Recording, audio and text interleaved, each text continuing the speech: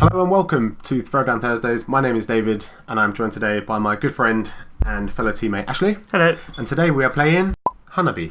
Hanabi is Japanese for Hana, meaning flower, and Bi, meaning fire. So fire flower, but the Japanese, they use it for a firework. This is quite an interesting game. You've got a deck of cards between numbers 1 to 5 in colours green, red, blue, yellow and something white. And the idea is to play them in order from 1 to 5 face up on the field. The catch is you can't actually look at your hand, so you help each other by telling your teammates they have a certain colour and you have to tell them of all that one colour, or a certain number and you have to tell them of all one colour. You only have 8 information tokens, as you can see on the left hand side here. And you can see Ashley straight away, he's told Natalie that she has 3 ones, so it's now her job to then play the whites, play the ones, which she now knows is green thanks to Stephen. It's quite a complicated game, isn't it? Oh, it kills my brain. Yeah, it actually kills my brain. There's a lot of thinking. I mean, straight away, the most important thing is to tell everyone about the ones, right? Yeah. That's relatively important. You just knew that you had 2 ones, so you've straight away... I'm just like, that's the way I'm positioning the cards now. I remember this quite specifically. And I can't rock the 3 again. The green isn't thing. I know you pull up the no, they can't see what the red is. Oh, god damn it. That's funny. So you actually knew you had 2 ones. So straight away you knew you could play any of them. Yeah, so yes, it I doesn't just matter. played So it, you played the 1, so that's fine. So now the next card that needs to be played is a yellow 2. Natalie knows she has 3 ones, so the odds are it's not going to be another yellow 1. If you play a card that's already out, then that makes you lose a life. You have 3 lives. Once you hit 3 lives, that's it. You're dead. So you've got 3 of the colours out so far. You just need blue and white and red. And that's not out there at the moment.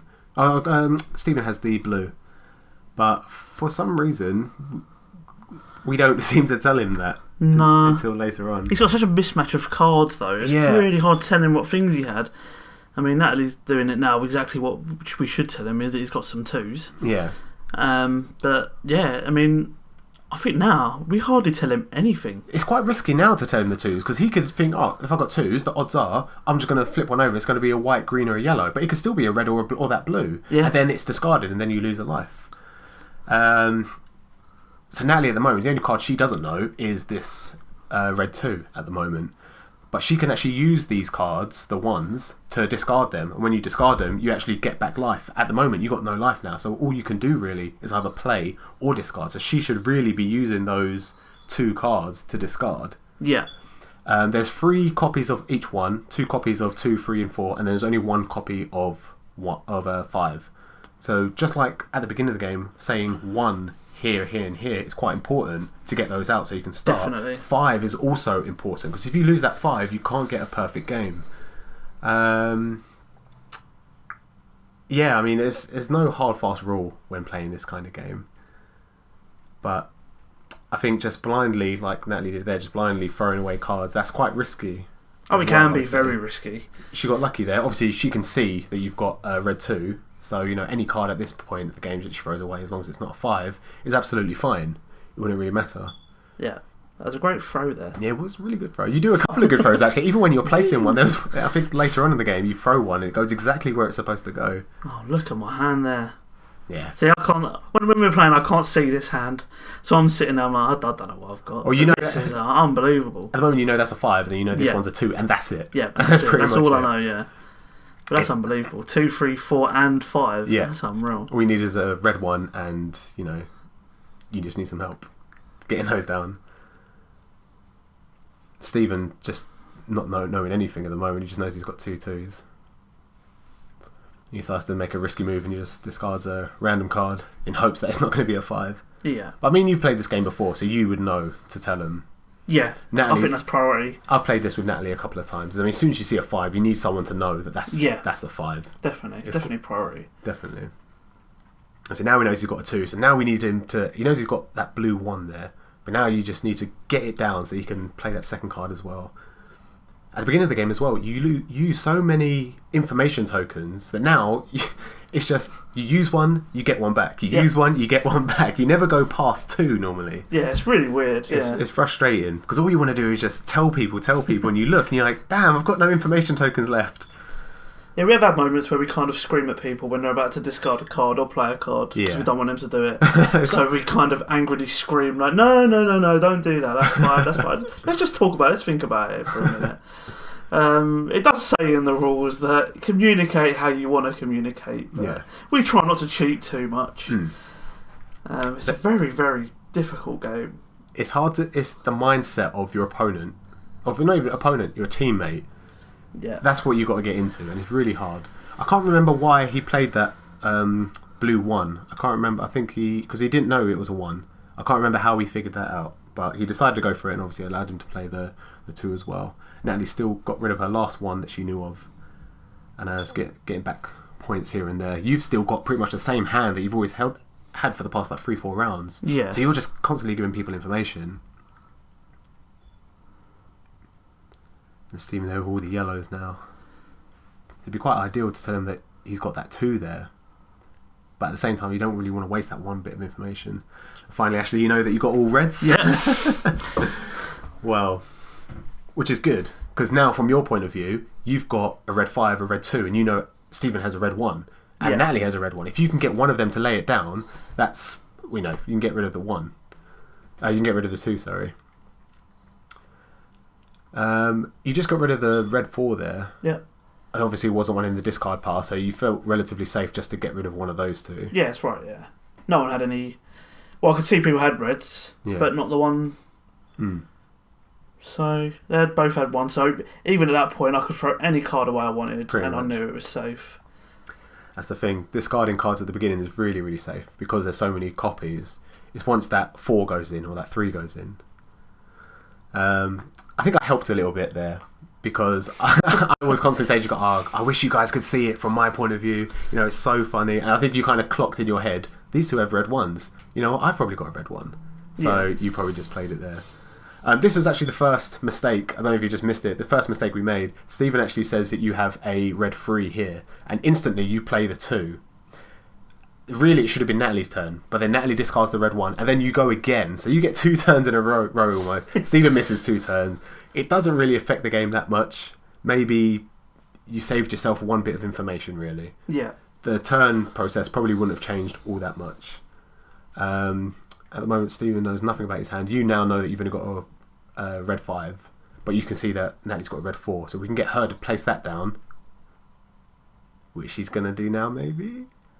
No, at this point, Stephen tells her she has 3 reds. No, she has 3 4s. 3 4s. Yeah, and fails to tell her she's got 2 5s, and then this is what happens. Yeah, which we've said from the beginning that is vitally important that you let people know that they have 5s, because once it's gone, that's it. Now you've lost that green 5, you can't get a maximum score. That's correct, yeah. I was very angry at this point. Yeah. You can't hear it in the video, but I was fuming. I don't think you dropped it all game. No, and even afterwards. The game finished, even when we was going home. The next day as well. I was acting, saying, what's this all about? You ruined our lives. Oh.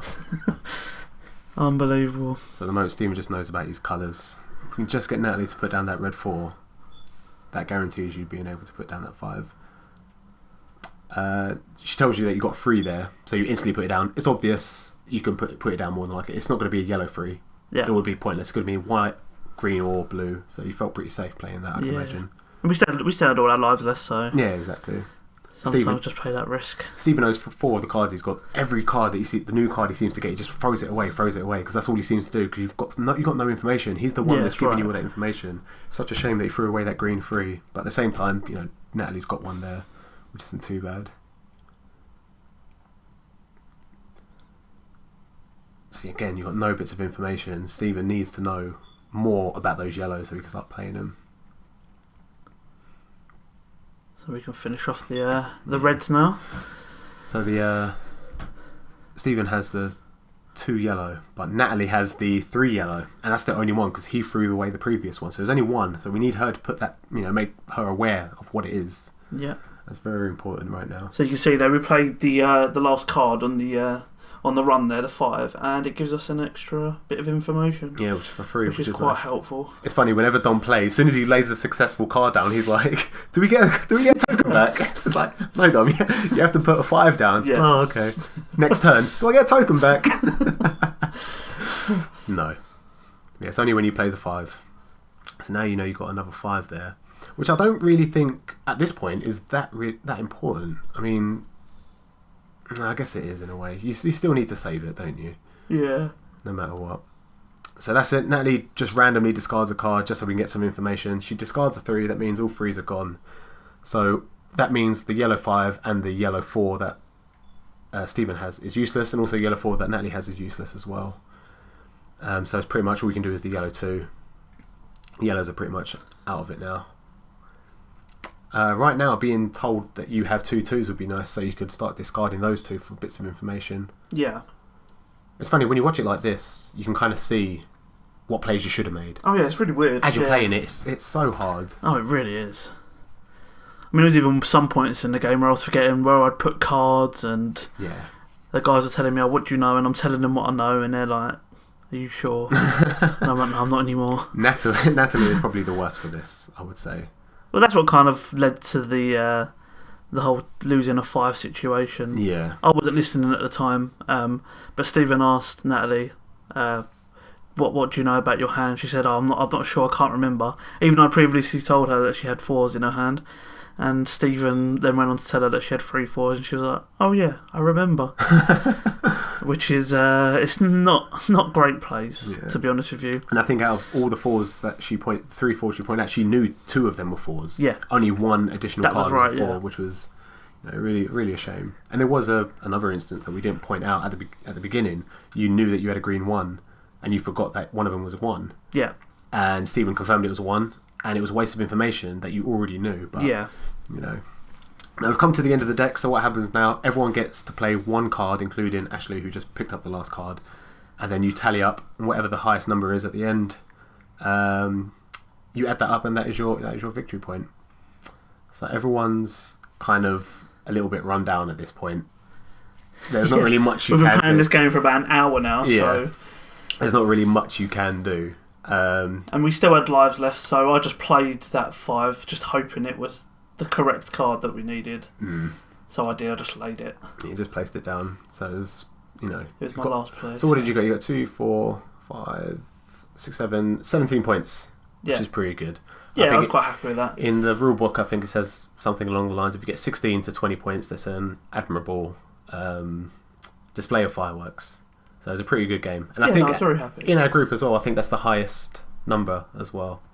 Me and Natalie, 2 and 2, we got 16. You, me, Dom and Lewis got 16. Yeah. So I think Stephen's quite happy with himself. This is the first time Stephen played as well. So kudos. Oh no, he played very well, Stephen. It was a shame, just that whole situation that happened. Yeah. It really was a shame. I think with the pressure of remembering what you have, where you've situated it, definitely, and what everyone else has, and what information you've given them and what they know, it's all a bit too much to think about. And then when you say, "What do you know?" they say nothing. You think to yourself, well, if they don't know nothing, then they don't know nothing. I'm just going to tell them. Yeah, it's why it hurts my brain in this game. It really does. Yes, it's a lot more thinking than any other game that we've kind of played. It is stressful.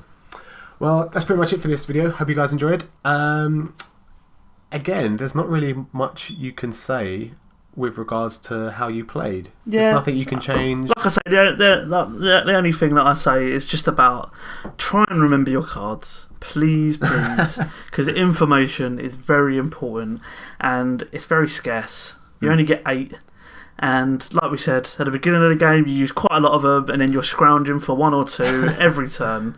So please remember your cards.